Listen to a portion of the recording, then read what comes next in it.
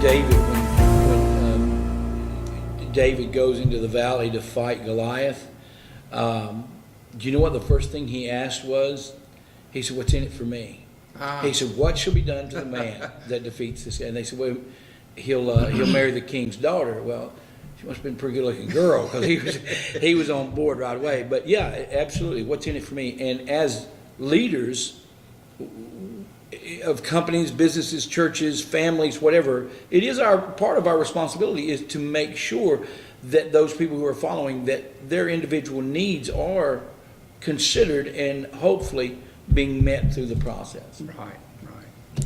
So, in saying that, I have worked on a team and for leaders who I didn't feel that if something went wrong, they didn't have my back. Right. I knew it. right. And that builds distrust, and it sure doesn't build loyalty as far as me towards them. So That's exactly I right. think it's the same way with most everybody. If you don't feel like the leader is going to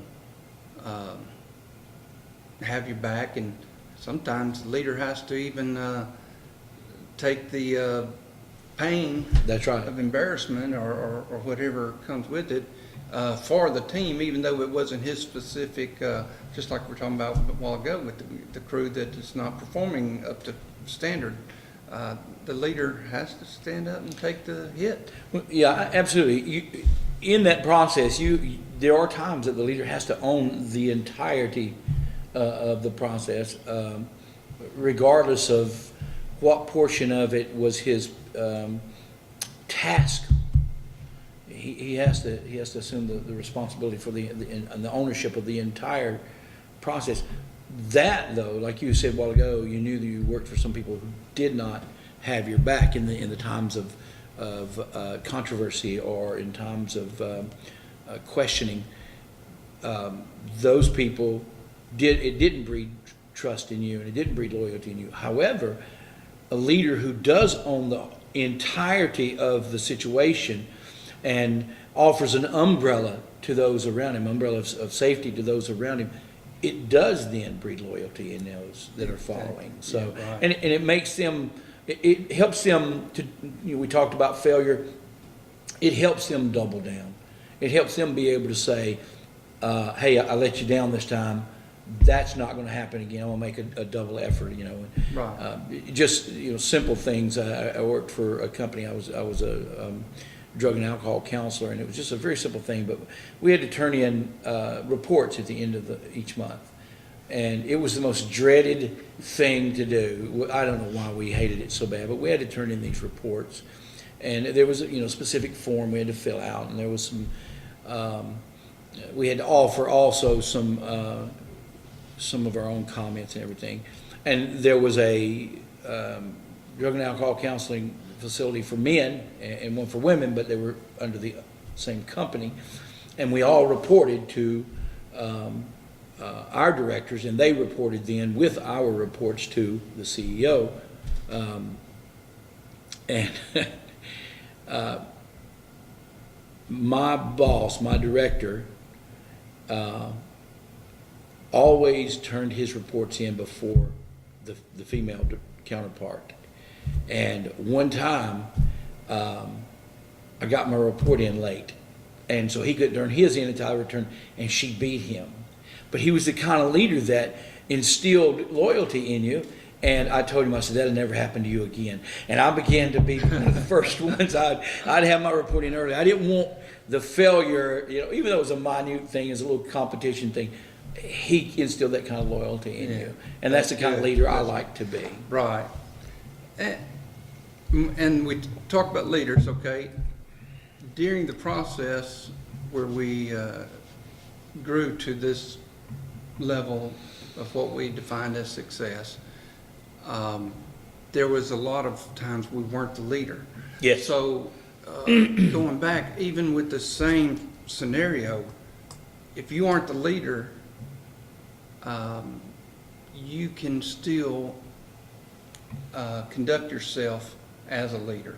Right. And easily be seen by the team as a leader if you will not become offended when the leader is not the strong person that you need him to be.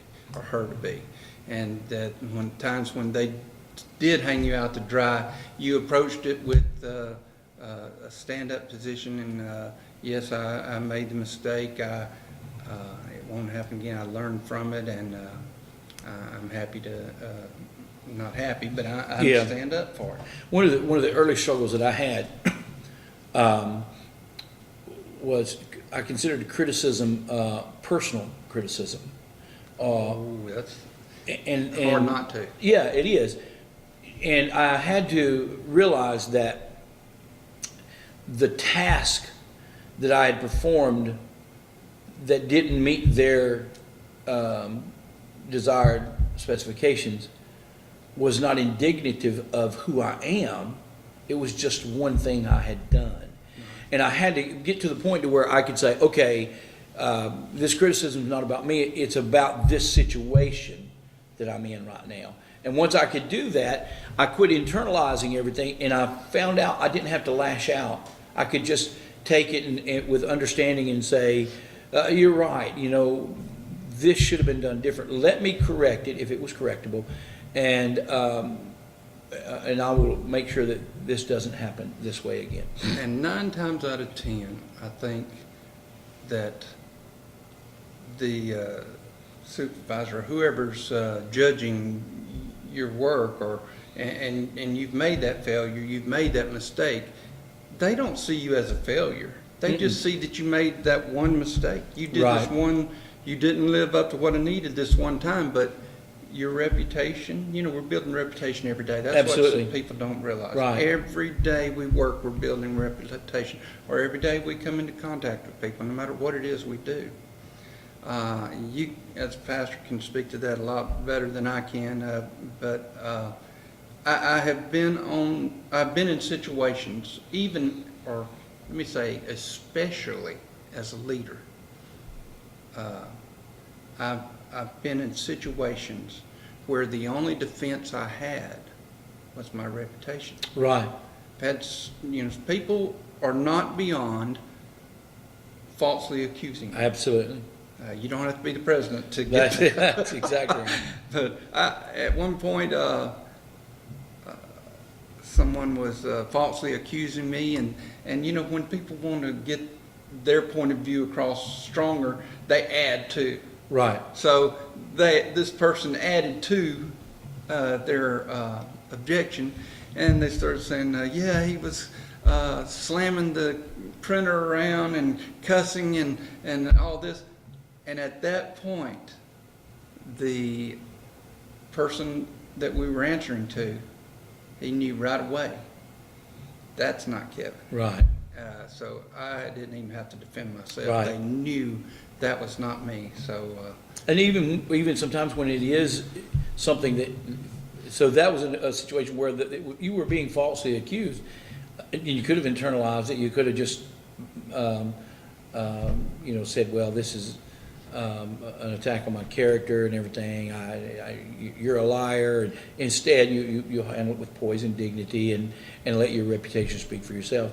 Even sometimes when it is a mistake that you've made, your reputation still goes beyond you. So we dealt with inspectors constantly, and I built in Atlanta, Georgia for a while. It's crazy because Atlanta, Georgia is made up of 4 different counties.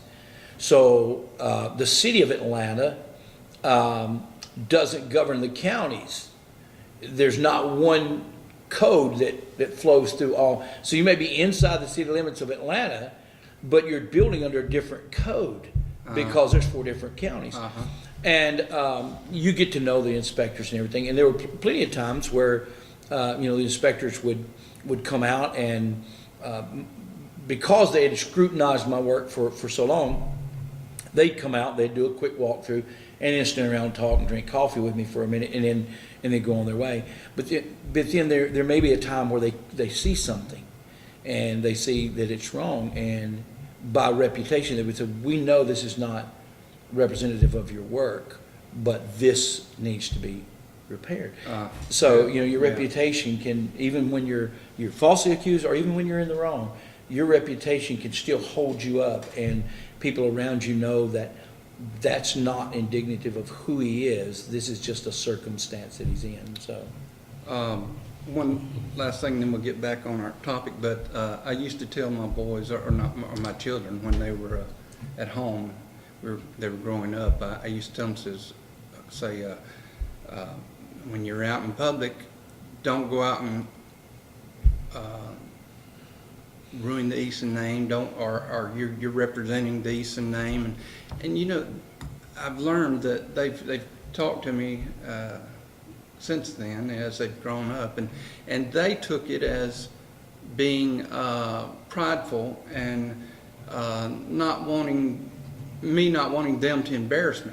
It had nothing to do with that. It was that I think we understand this most growing up without a father. Mm-hmm. In fact, our father didn't have a good name in the community. That's right. Didn't have a good name in our family. Right.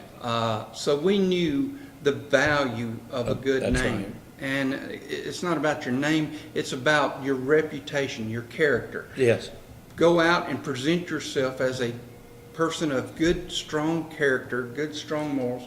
And I hate to bring everything back to business, but doors open for you when That's you right. are. That's right. People want to do business with good, strong character people. That's right. They can depend on you. That's right.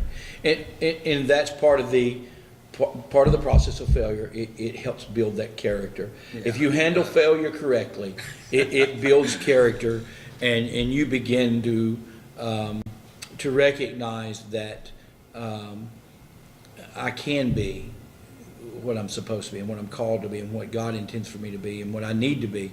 And failure teaches you how to continue to be humble and accountable in those situations. So, we were talking about 8 years of success.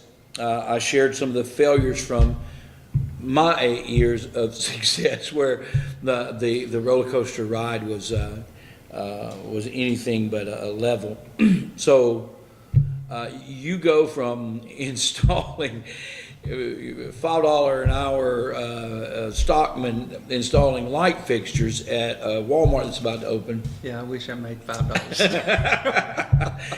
I So think minimum wage was $4 something at it the may time. have I been. don't know, but So you went from there in 8 years to managing your own Walmart store, and unless people have been in that ride with other people and seen this, that process is it's lengthy. It's very detailed. It's step by step, because department head, CSM, so assistant manager, so forth and so on, and they don't give those stores to just anybody. It's not like, well, let's just try old Kevin and see if he can handle a store. They're in it to make money. Absolutely. And so they put people in position that they believe can help them achieve their goal, their dream of making more money. So the three wealthiest people in the United States, three of the top 10 wealthiest people in the United States, the Waltons, can continue to live at the level that they're living in. So, so this was a tremendous process for you and a tremendous accomplishment. But it wasn't. It wasn't all good days. No, sure wasn't. Mama said there'd be days Wasn't like all this. good days, yeah. It's very demanding. I could go on and on about how demanding it was, and unfortunately, sometimes your ambition will take everything you've got and everything you'll give it.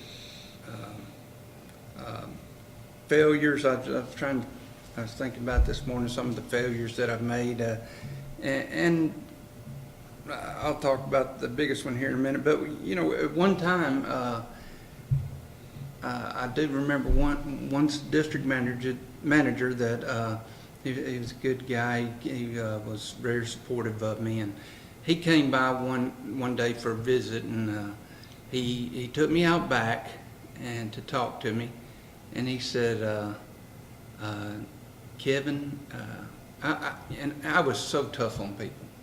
I thought I work extremely hard to get to where I am. I expect you to work extremely hard. I expect you to give your best.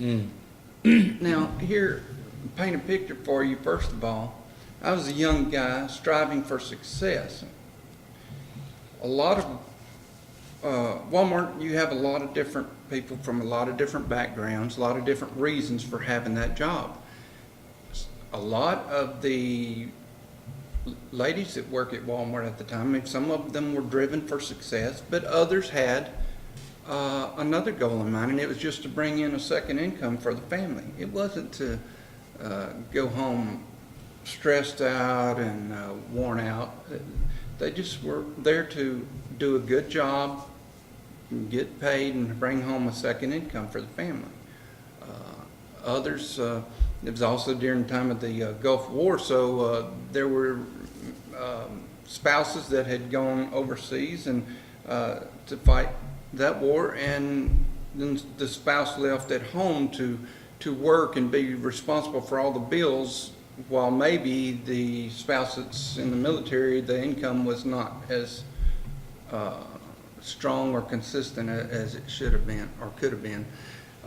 So you have people for different reasons working for you, and you need them all to perform a certain task, a piece of the puzzle, and you need them to be able to perform it at a level that is not only satisfactory, but